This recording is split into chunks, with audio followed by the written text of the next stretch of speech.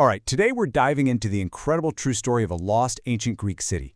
And this isn't just any old ruin. We're talking about a catastrophe so huge, so profound, that it almost certainly gave birth to one of the most famous legends of all time, Atlantis. So let's just chew on this for a second. For centuries, right? Atlantis has been this fantasy, this myth. But what if? What if the blueprint for that entire legend was a real place? A powerful, thriving city that just, poof, vanished in a single night. Well, it turns out that blueprint is real. It takes us all the way back to classical Greece, to a huge, important metropolis named Helike. And look, we need to be clear about this. This wasn't some forgotten little village out in the sticks. No way. Helike was a major player on the world stage. It was a hub of culture, religion, commerce, you name it. Its sudden disappearance would have been a massive shock across the entire Greek world. I mean, front-page news for sure. I mean, just look at the scale of its importance. This city was the capital of a powerful alliance, the Achaean League. It was a major port. It minted its own coins, with Poseidon on them, by the way, remember that? It founded these super wealthy colonies. It was even mentioned in Homer's Iliad. For a city like this to just disappear, yeah, that was completely unthinkable. So, when something that unthinkable happens, people need an explanation. They need a story. And the one they came up with, it was a chilling tale of divine anger and some seriously terrifying omens. And here is the absolute kicker, the profound irony of the whole story. The city's patron god was Poseidon, right? But not just any Poseidon. He was Poseidon Helikonios, the earthshaker. And guess what destroyed the city? Earthquakes and the sea. The very forces its own god was supposed to control. I mean, listen to this. Ancient writers actually recorded this detail. Days before the end, all the mice, snakes, and weasels just up and left. They fled the city and headed for the mountains. It's so dramatic, right? Now, we know today this is probably a real thing, animals sensing earthquakes. But back then?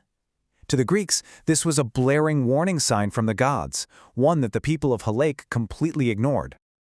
So what was their big crime? What could they have possibly done? Well, the story goes that the people of Helike got a little too proud, a little too arrogant, what the Greeks called hubris. They actually refused to share a sacred statue of Poseidon with some colonists, and for that, well, the Earthshaker unleashed what was called his unhesitating vengeance. And that vengeance came swiftly. On one single winter night, 373 BC. It was an earthquake, then a tsunami, and then just nothing. The entire city and everyone in it just vanished beneath the waves. Okay, so that's the myth. It's an incredible story. But how does an entire city just disappear? I mean, for real. For centuries, people couldn't figure it out. But now, thanks to science, specifically geoarchaeology, we finally have the answer. And the answer, the key to the whole mystery, is a term called co-seismic soil liquefaction. Sounds complicated, but the idea is pretty simple. Helike was built on a wet river delta, basically mushy, waterlogged ground. So when that massive earthquake hit, the ground didn't just shake and crack. It completely lost its strength. It literally turned into liquid mud.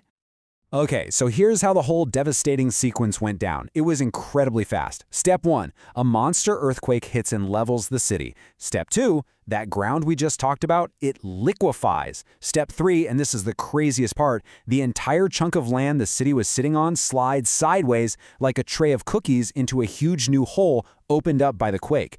And finally, step 4, a massive tsunami surges inland, filling that hole and creating a lagoon, which, weirdly enough, perfectly preserved the ruins underneath. In this science, it solves a really bizarre ancient mystery.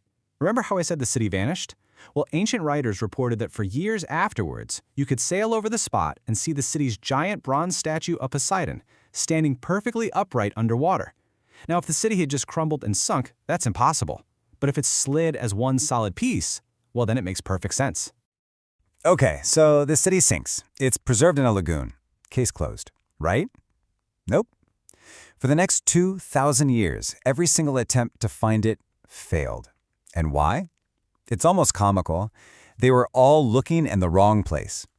See, for a few hundred years, Roman travelers said you could literally sail your boat over the ruins and look down at them. But time does its thing, Rivers kept dumping sediment, that lagoon slowly silted over and filled in, and the actual coastline moved. So by the time modern archaeologists started looking, the lagoon was gone, and everyone just assumed that the city must be way out at the bottom of the deep Gulf of Corinth. And the whole mix-up, the thing that sent everyone on a 2,000-year wild goose chase, came down to a simple linguistic error, a mistranslation of one word.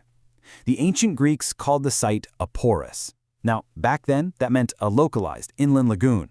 But centuries later, scholars misinterpreted it to mean the deep open water of the Gulf. One little mistake. The breakthrough, the aha moment, came when a team of archaeologists had a radical idea. They thought, what if Helike isn't lost at sea at all? What if it's lost under land? They figured all that river sediment over the centuries had created a whole new coastal plain right on top of the old city. And you know what? In 2001, they drilled inland, away from the water, and they found it. And with that incredible discovery, all the final pieces of the puzzle just clicked into place. We could finally connect this very real, very scientifically explained disaster directly to the world's greatest myth. Just check out the timing here. It's incredible. Helike gets wiped out in 373 BC. Then, just about a decade later, who starts writing his famous story about Atlantis? The philosopher Plato. The destruction of Helike wasn't some ancient history for him. It was the biggest, most shocking news story of his lifetime. It was the thing everyone was talking about. And when you put them side by side, the parallels are they're the smoking gun. In both stories, you've got a civilization dedicated to Poseidon. In both, they're destroyed by an earthquake and the sea. In both, it happens in a single night as divine punishment. See, Plato wasn't just writing a fantasy story. He was a philosopher. He was crafting a moral lesson about a society that had grown corrupt and lost its way.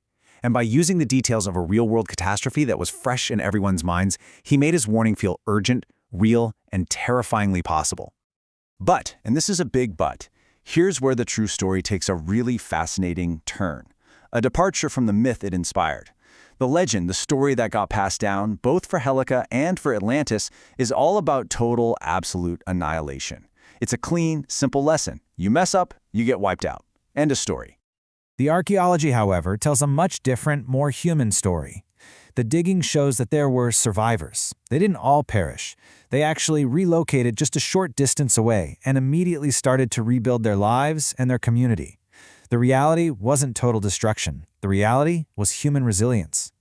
And that really leaves us with a final, lingering question, doesn't it? The catastrophe at Helike was real, but the story that lasted, the one that morphed into the legend of Atlantis, was the myth of complete and total obliteration. And it really makes you wonder, why are we so drawn to those clean, simple stories of total ruin, when the true stories of messy, complicated, but ultimately hopeful survival are right there waiting to be told?